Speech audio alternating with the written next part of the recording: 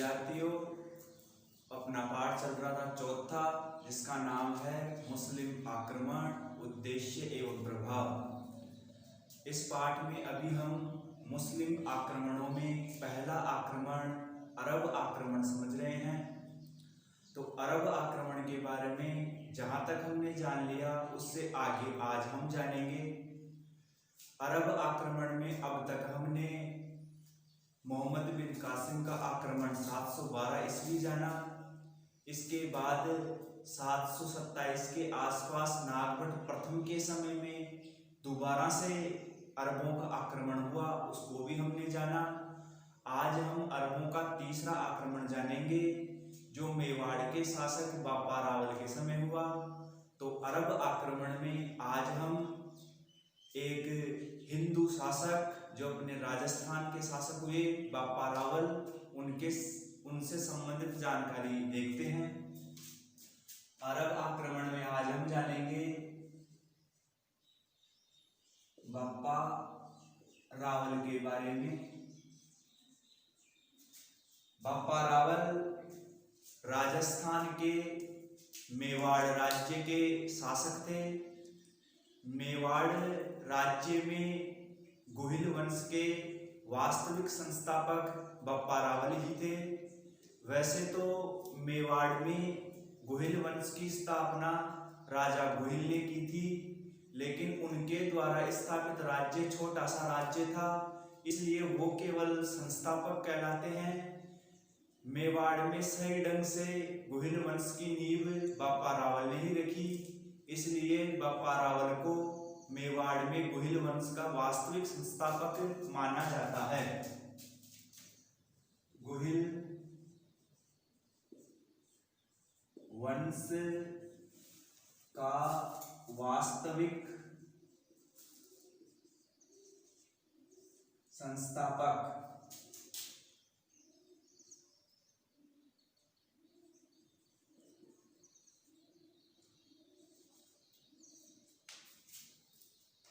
मेवाड़ में है ये गुहिल वंश।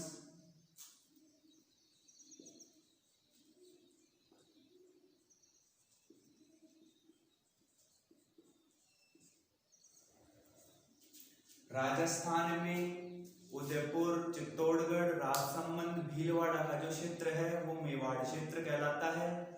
यहाँ पर प्राचीन समय से ही गुहिल वंश का राज रहा और भारत की आजादी तक चलता रहा। उसी गुहिल वंश की स्थापना मेवाड़ में बापा रावल ने की। वैसे गुहिल वंश का जो प्रथम संस्थापक है, प्रथम संस्थापक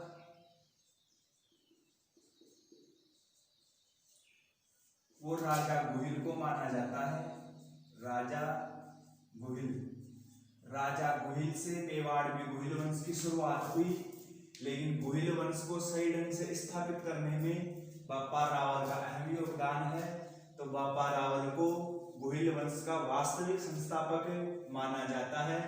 वैसे गुहिल वंश का प्रथम संस्थापक राजा गुहिल था। तो आज हम ऐसे ही एक पराक्रमी शासक बापा रावल के बारे में समस्त जानकारी देखेंगे, जिनके समय राजस्थान के ऊपर अरबों का आक्रमण हुआ। तो उससे संबंधित जानकारी हम देखते हैं। बापा रावल के बारे में ये कहा जाता है कि बापा रावल प्रारंभ में केवल एक साधारण पुरुष ही थे। साधारण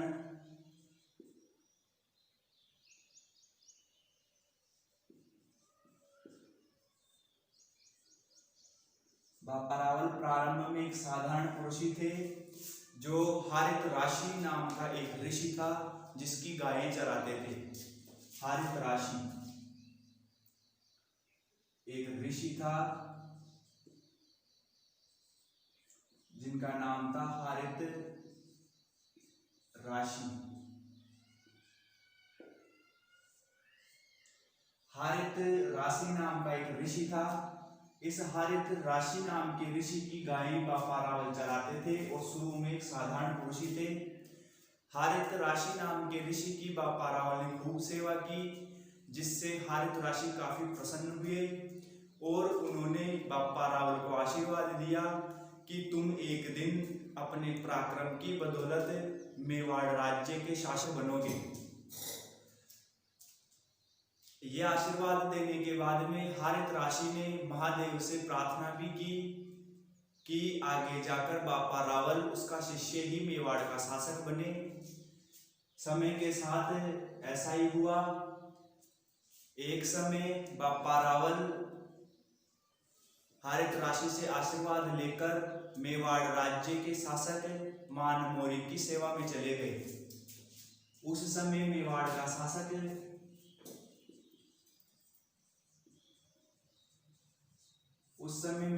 शासक था मानमोरी। तो हरितराशी से आशीर्वाद लेकर बापा रावल मानमोरी की सेवा में चले गए और उनकी सेना में एक सैनिक के तौर पर कार्य करने लग गए। मानमोरी के समय में ही राजस्थान की तरफ अरबों का आक्रमण हुआ। जैसा कि हमने पहले जाना था कि एक समय में राजस्थान की तरफ भी अरबों ने आक्रमण किया, तो मेवाड़ का शासक मानमोरी था। उस समय मानमोरी के क्षेत्र मेवाड़ पर अरबों ने आक्रमण कर दिया। अरबों की जो विशाल मुस्लिम सेना थी उसके सामने मानमोरी की सेना ने लड़ाई लड़ने से इनकार कर दिया। मानमोरी ने अपने सभी सामंतों और सेनापतियों को बुलाकर अरबों के आक्रमण का मुकाबला करने के लिए कहा। तो सभी सामंतों और सेनापतियों ने अरबों की विशाल सेना को देखकर युद्ध करने से इनकार कर दिया। सबके इनकार करने के बाद में फिर बापा रावल, जो उस समय मानमोरी की सेना में एक सैनिक थे, वो तैयार हुए और उन्होंने कहा कि आप मुझे सेना दीजिए, मैं अरबों का मुकाबला करूंगा। तो मानमोरी की सेना लेकर बापा रावल अरबों से मुकाबला करने के लिए चले गए और अरबों के साथ युद्ध लड़े। इस युद्ध में बापा रावल ने इस प्रकार की वीरता और पराक्रम दिखाया कि अरब बापा रावल के सामने नहीं टिक पाए और इस युद्ध में बापा रावल की जीत हुई और अरब राजस्थान क्षेत्र को छोड़कर सिंध की तरफ भाग गए। इस प्रकार की वीरता देखकर बापा रावल के चर्चे संपूर्ण भारत क्षेत्र में होने लगे और बापा रावल की प्रसिद्धि काफी आगे बढ़ गई। तो अरबों के आक्रमण में बापा रावल ने अरबों को परास्त किया और अरबों की भागती हुई सेना का पीछा करके बापा रावल गजनी तक पहुंच गए। गजनी क्षेत्र, गजनी ये एक क्षेत्र का नाम है जो आधुनिक समय में अफगानिस्तान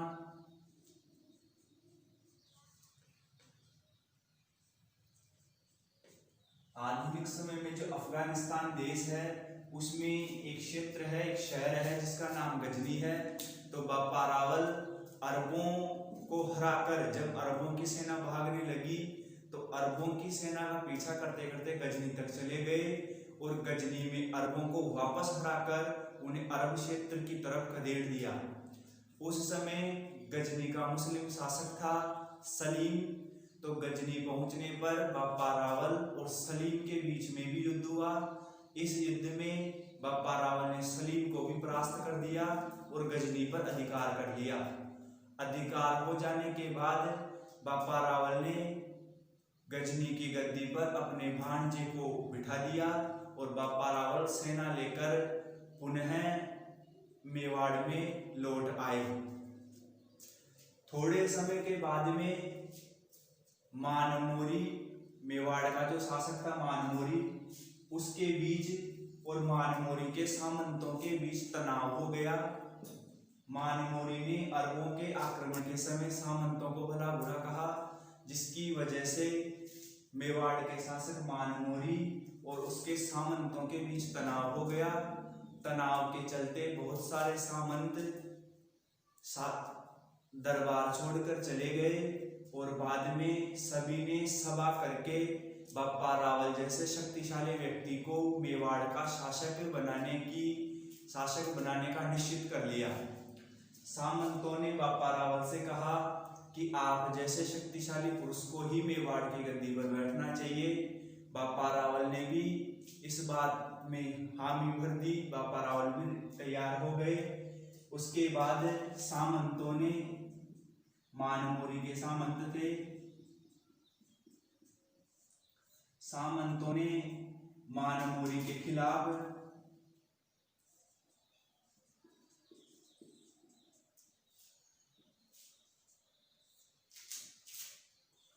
युद्ध कर दिया।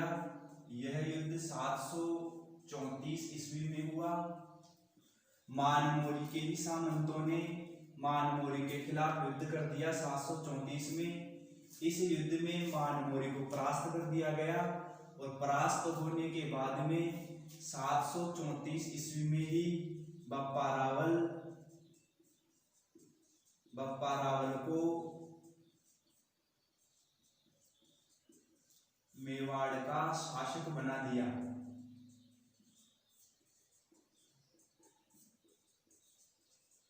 तो इस प्रकार हारितराशी ने जो भविष्यवाणी की थी कि एक बार तुम मेवाड़ के शासक बनोगे, वो भविष्यवाणी 734 में सत्य सिद्ध हुई और सामंतों का सहयोग मिलने से बापा रावल ने 734 ईस्वी में मेवाड़ की गद्दी पर अधिकार कर लिया और वो मेवाड़ के शासक बन गए।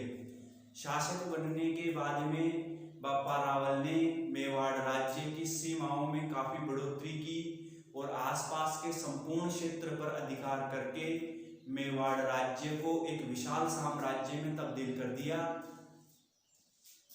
शासक बनने के बाद में बापा रावल ने अपने साम्राज्य विस्तार को निम्न क्षेत्रों तक बढ़ाया।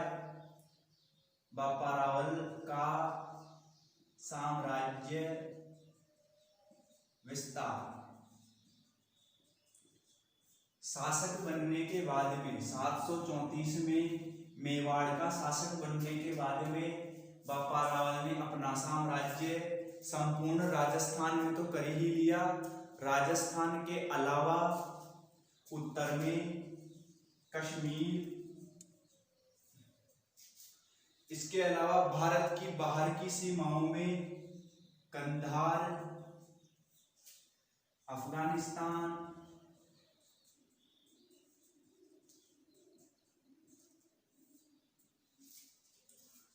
ईरान,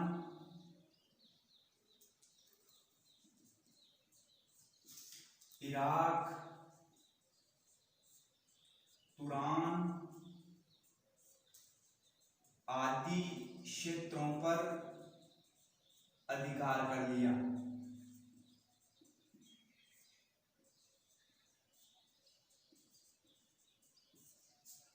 तो 734 में शासक बनने के बाद में बापा रावल ने अपने साम्राज्य को बढ़ाना शुरू किया और साम्राज्य बढ़ाते बढ़ाते भारत के बहुत से क्षेत्रों पर बापा रावल ने अधिकार किया।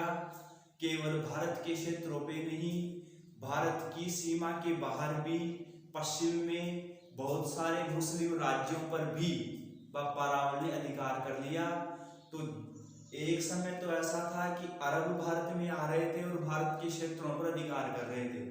बापा रावल के समय एक समय ऐसा आया कि बापा रावल ने केवल अरबों को भारत में आने से रोका ही नहीं, बल्कि अरबों के बहुत सारे क्षेत्रों पर अधिकार कर लिया, जिनमें हम देख रहे हैं Kashmir, Kandahar, Afghanistan, Iran, Iraq, Turan, ये सभी क्षेत्र मुस्लिमों के क्षेत्र थे और इन सभी क्षेत्रों पर उस समय अरबों का अधिकार था। तो बापा रावल ने अरबों को परास्त करके इन सभी क्षेत्रों पर अपना अधिकार कर लिया और मेवाड़ राज्य की सीमा में काफी ज्यादा बढ़ोतरी की। इन सब क्षेत्रों पर अधिकार करने के बाद में बापा रावल ने इनकी पुत्रियों से भी विवाह किया। तो इस प्रकार रणनीतिक दृष्टि से और कूटनीतिक दृष्टि से भी बापा रावल काफी ज्यादा अग्रणी शासक रहे। बापा रावल की वीरता को देखते हुए बहुत सारे इतिहासकारों ने उनकी काफी प्रशंसा की, जिनमें सबसे प्रमुख नाम आता है सीपी वैद्य का। इतिहासकारक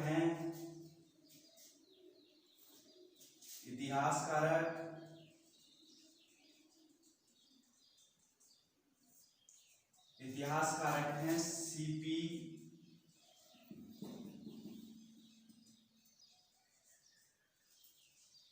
सीवी वैद। भारत के एक प्रसिद्ध इतिहासकार है सीपी वैद। सीपी वैद ने बप्पा रावल की काफी प्रशंसा की और प्रशंसा करते हुए बप्पा रावल को मार्टिन की उपाधि दी।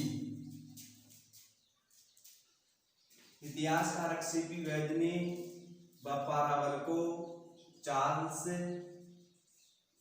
मार्टिन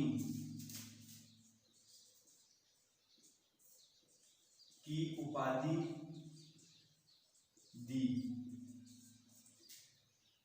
चार्ल्स मार्टिन की उपाधि बप्पा रावल को दी गई सीपी वैद द्वारा। चार्ल्स मार्टिन एक फ्रांसीसी सेनापति था जिसने प्रथम बार मुगल सेना को परास्त किया था। तो चार्ल्स मार्टिन की तरह ही बप्पा रावल भी काफी ज्यादा प्रसिद्ध रहे। तो उनकी वीरता और पराक्रम को देखते हुए इतिहासकार सीपी वैद ने बप्पा रावल को चार्ल्स मार्टिन की उपाधि दी और बप्पा रावल के बारे में कहा कि बप्पा रावल की शौर्य चट्टान के आगे अरबों का ज्वार भाटा टकराकर चकनाचूर हो गया, उसके सामने अरब आक्रमणकारी नहीं टिक पाए। तो इस प्रकार हम देखते हैं कि बप्पा रावल केवल मेवाड़ क्षेत्र के ही नहीं अपितु संपूर्ण भारत क्षेत्र के उस समय एक शक्तिशाली शासक के रूप में उभर कर सामने आते हैं, जिन्होंने भारत की अरब आक्रमणकारियों से सुरक्षा की। चार्ल्स मार्टिन की उपाधि तो इतिहासकार सीपी वैद ने दी। इसके अलावा बप्पा रावल ने स्वयं भी अपने आप को उपाधियां दी। शासक बनने के बाद में बप्पा रावल ने स्वयं भी अपने आप को निम्न उपाधियां दी, जिनमें एक तो हिंदू सूर्य,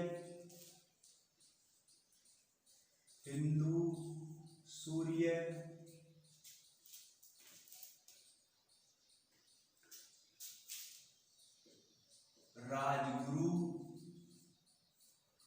और चकैव, ये तीन उपाधियां स्वयं बप्पा रावल ने अपने आप को दी। 734 में शासक बनने के बाद बप्पा रावल ने स्वयं को तीन उपाधियां दी, एक तो हिंदू सूर्य, राजगुरु और चकैव। ये तो तीन उपाधियां बप्पा रावल ने स्वयं को दी। इसके अलावा चार्ल्स मार्टिन की उपाधि बप्पा रावल को सीपी वैद ने दी। शासक बनने के बाद बप्पा रावल ने साम्राज्य विस्तार ही नहीं किया, अपितु अपने शासन क्षेत्र की सामान्य जनता के लिए लोक कल्याणकारी कार्य भी किए। तो बप्पा रावल एक कुशल शासक ही नहीं अपितु जन कल्याण की भावना रखने वाले एक प्रसिद्ध राजा भी हुए। आम जनता को बप्पा रावल का खूब सहयोग मिलता था, क्योंकि बप्पा रावल जन कल्याण के कार्य समय समय पर करते रहते थे। बप्पा रावल ने अपनी प्रसिद्धि को आगे बढ़ाने के लिए अपने पूर्वजों की भांति ही सोने के सिक्के भी चलाए थे। तो बप्पा रावल ने जो सोने का सिक्का चलाया,